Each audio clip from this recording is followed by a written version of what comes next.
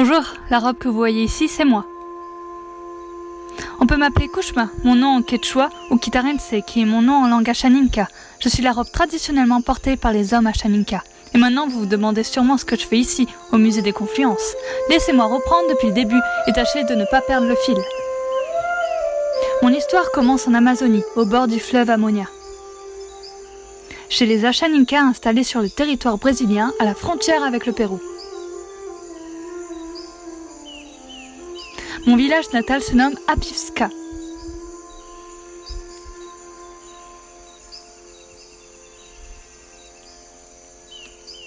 Je suis un élément culturel important des Ashaninka, qui ont une longue tradition dans le travail du coton.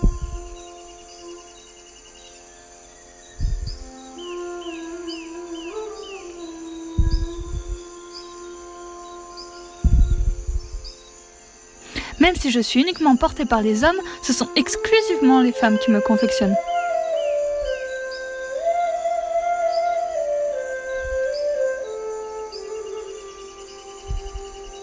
Ce travail nécessite plusieurs mois et de nombreuses étapes, dont la première est évidemment de cultiver puis récolter le coton.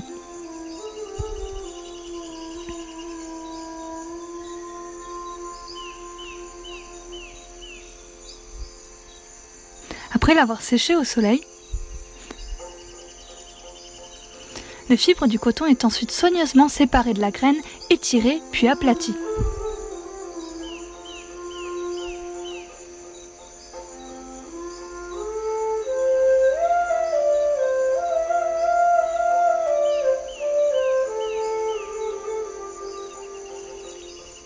Le fivre est ensuite roulé en forme de boudin.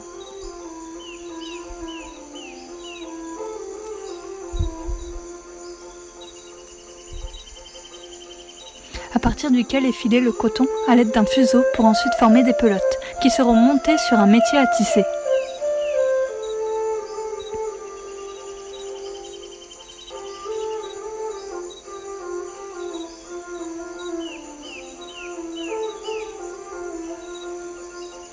Puis le long travail du tissage peut alors débuter, et les premiers motifs traditionnels prennent forme. Comme moi, chaque Kushma se voit attribuer un motif inspiré par notre environnement. Comme par exemple les écailles du poisson ou les dessins de la joue d'Ara.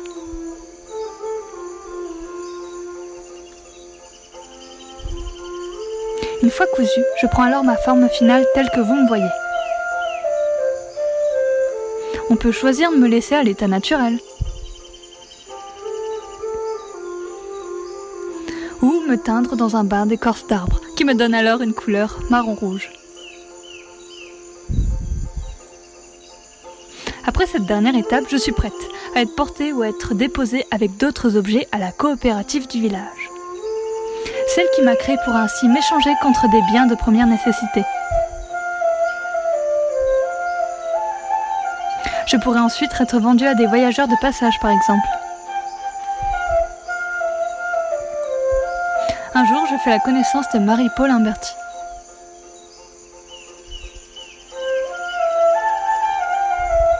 Elle s'occupe des collections des Amériques au musée des Confluences à Lyon.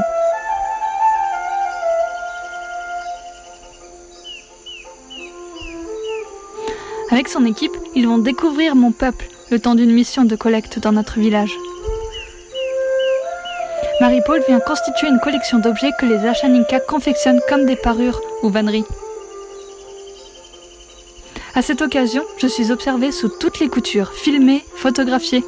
Celles qui savent me tisser sont interviewées pour comprendre tout ce que je représente pour mon peuple. C'est alors que l'aventure commence. Choisie par Marie-Paul pour faire partie de la collection du musée, je quitte mon village pour une contrée lointaine. Au cours du voyage, je suis un peu comprimée dans la pirogue et dans les avions. Mais je préserve aussi des chocs, les objets plus fragiles qui font le voyage avec moi.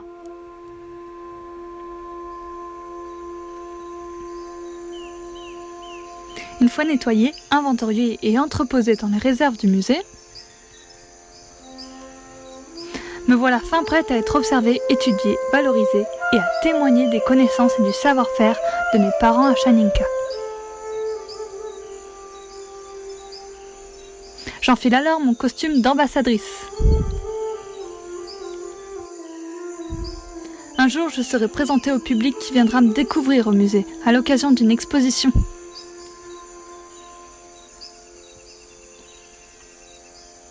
Et voilà mon histoire.